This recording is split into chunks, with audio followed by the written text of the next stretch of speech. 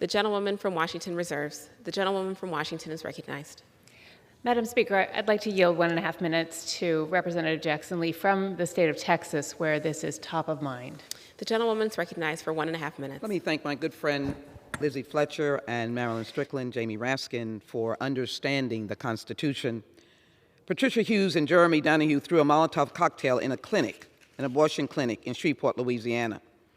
David McNinney of Rochester crashed his car into the Edgerton Women's Care Center. A package left at a women's health center in Austin, Texas, contained an explosive device. It goes on and on and on. I ask unanimous consent to submit that into the record.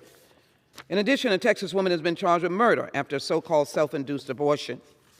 It is clear that our friends are trying to criminalize the right to reproductive freedom. I stand, as I said earlier, with a 10-year-old victim who had to run to be able to secure an abortion after being raped. I stand on the Constitution where the Fifth Amendment says that we are due life and liberty. And I stand in front of In God We Trust.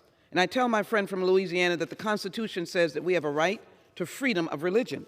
We speak what we believe. That is what this legislation does, and that is what reproductive freedom is.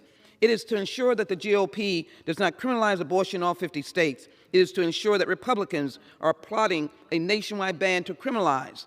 This constitutional expose and explanation indicates that we have the right to travel and the right to be constitutionally secure in that.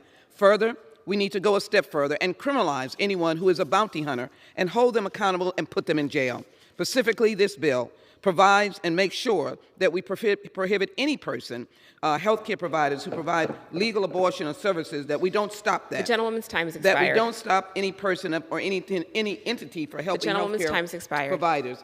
Let me thank you and ask support of this underlying legislation. I yield back. The gentlewoman from Washington reserves. The gentlewoman from